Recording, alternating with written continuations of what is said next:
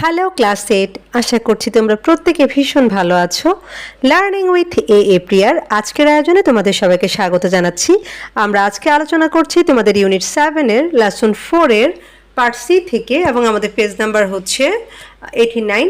এর আগের ভিডিওতে আমি এই লেসনের পার্ট বি পর্যন্ত বিস্তারিত আলোচনা করেছি। সেই আলোচনাগুলো যদি তোমাদের কারোর দেখার প্রয়োজন বলে মনে হয় তাহলে আমার প্লেলিস্টে গিয়ে দেখে নিতে পারো, এবং তোমাদের সুবিধার্থে প্লেলিস্টের লিঙ্কটা আমি কমেন্ট বক্সে দিয়ে রেখেছি। তো চলো আজকের আলোচনা শুরু করি। আমাদের পার্ট সি এর ইনস্ট্রাকশানে বলছে লিসেন টু দ্য টেক্সট, অর্থাৎ অনুচ্ছেদটা শুনো, অ্যান্ড ঠিক দ্য বেস্ট আনসার, এবং যে সঠিক উত্তর সেটাতে টিক চিহ্ন দাও। তো তার মানে হচ্ছে তোমাদেরকে তোমাদের টিচার এখন একটা টেক্সট পড়ে শোনাবেন, সেটা উনি পড়ে শোনাতে পারেন অথবা কোনো একটা সিডির মাধ্যমে তোমাদেরকে শোনাতে পারেন। তো তোমাদের টেক্সটটা এরকম হবে: Catching and selling snakes are common in all the Bede communities, অর্থাৎ এই যে সাপ ধরা এবং এটা বিক্রি করা, এটা হচ্ছে বেদে সম্প্রদায়ের খুব সাধারণ একটা বিষয়। এটা সবার জন্যই মানে সবাই করে থাকে আর কি। দে ক্যাচ স্নেকস, তারা সাপ ধরে, ডিউরিং দ্য রেনি সিজন, বর্ষার সময়, and keep them for sale or for show, এবং এগুলাকে বিক্রির জন্য অথবা দেখানোর জন্য রেখে দেয়।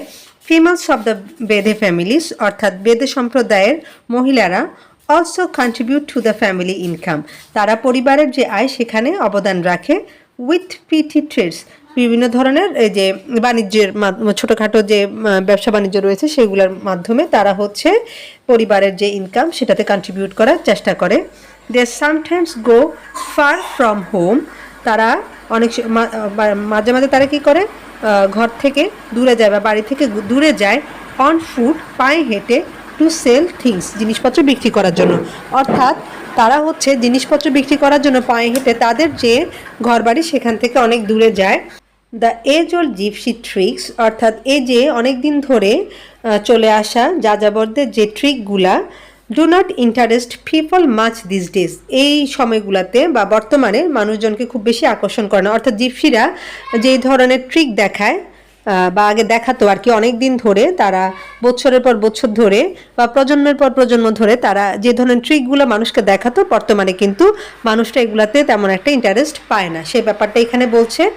তারপর বলছে so they are forced to seek for acceptable wages to earn their livings. Forced মানে হচ্ছে জোরপূর্বক বা কোনো কিছু করতে বাধ্য করা। তাহলে দেখো তারা হচ্ছে তাদের যে জীবন পরিচালনার জন্য তারা হচ্ছে গ্রহণযোগ্য কোনো একটা কাজের সন্ধান করতে তারা বাধ্য হচ্ছে। মেনি হ্যাভ সেটেলড, অনেকে মানে সেটেল হয়েছে, নিয়ার দ্য রিভার ব্যাঙ্কস, নদীর তীরে, অল ওভার দ্য কান্ট্রি, অর্থাৎ সারা দেশ জুড়ে তারা হচ্ছে নদীর পাশে সেটেল হওয়ার চেষ্টা করছে বা মানে বসবাস করার চেষ্টা করছে। And have started small business, এবং ছোটোখাটো ব্যবসা শুরু করেছে। The big question now is, অর্থাৎ এখন সবচেয়ে বড় প্রশ্ন হচ্ছে, ইফ দে ক্যান সার্ভাইভ, অর্থাৎ তারা কি সার্ভাইভ করতে পারবে বা বেঁচে থাকতে পারবে উইথ দেয়ার ট্র্যাডিশনাল প্র্যাকটিসেস, তাদের যে ঐতিহ্যবাহী বা প্রচলিত যে চর্চা রয়েছে সেগুলা নিয়ে, অর নট, অথবা না। তার মানে তারা এই যে যুগ যুগ ধরে বা প্রজন্মের পর প্রজন্ম ধরে তারা যে কাজগুলো করে এসেছিল সেগুলো ছাড়া তারা কি এখন বেঁচে থাকতে পারবে নাকি পারবে না, এটাই হচ্ছে বড় প্রশ্ন। Most of the Bedes are changing jobs in order to survive, অর্থাৎ অধিকাংশ বেদেই বেঁচে থাকার তাগিদে তাদের যে কাজ সেটা পরিবর্তন করছে।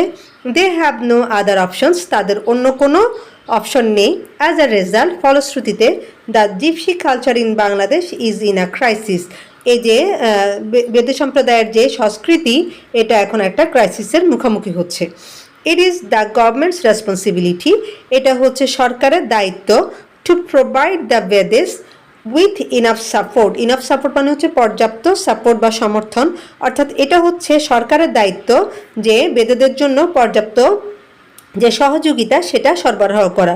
We should keep it in mind that, আমাদের এটা মনে রাখা দরকার যে বা মনে রাখা উচিত যে Bedes are inseparable from our history and culture.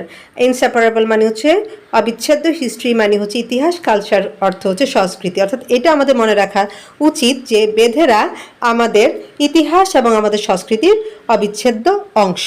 তো এই হচ্ছে আমাদের একটা ছোট্ট টেক্সট। এতক্ষণ আমরা যে টেক্সটটা পড়লাম সেই টেক্সটের আলোকে আমাদেরকে এখানে 5টা কোয়েশ্চেন দিয়েছে এবং আমাদের কাজ হচ্ছে এই কোশ্চেনগুলো থেকে সঠিক যে আনসার সেটাকে চুজ করা। তো প্রথম কোশ্চেনটাই বলছে Bedes catch snakes during the winter rainy summer season, অর্থাৎ এই যে বেদেরা তারা সাপ ধরে কখন, শীতকালে নাকি বর্ষাকালে নাকি গ্রীষ্মকালে। তো এটা আমাদের কাছ থেকে জানতে চাচ্ছে। তো আমরা তো একটু আগে টেক্সটে দেখেছি তারা হচ্ছে বর্ষাকালে সাপ ধরে। সো আমাদের রাইট আনসারটা হবে রেইনি।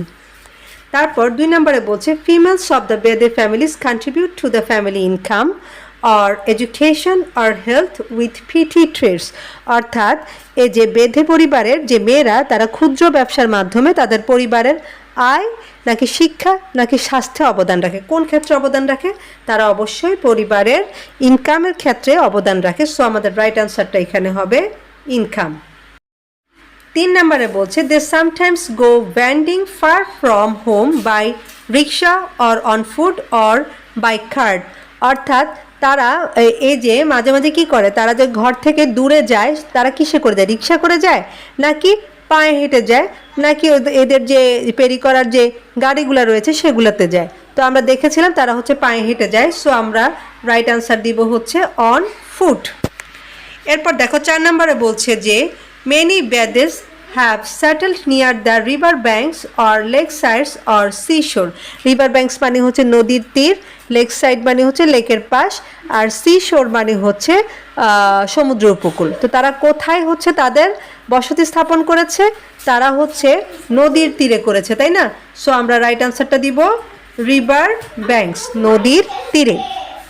এবং সর্বশেষ যে কোশ্চেন সেখানে বলছে Vedas are an integral part of our history and literature or culture or tradition. Literature মানে হচ্ছে সাহিত্য, কালচার মানে হচ্ছে সংস্কৃতি, ট্রেডিশন মানে হচ্ছে ঐতিহ্য। অর্থাৎ বেদেরা আমাদের ইতিহাস ও সাহিত্য নাকি সংস্কৃতি নাকি ঐতিহ্যের অবিচ্ছেদ্য অংশ। তো আমরা দেখেছিলাম তারা হচ্ছে আমাদের ইতিহাস এবং আমাদের যে সংস্কৃতি সেটার অবিচ্ছেদ্য অংশ। সো আমাদের রাইট আনসারটা হবে কালচার।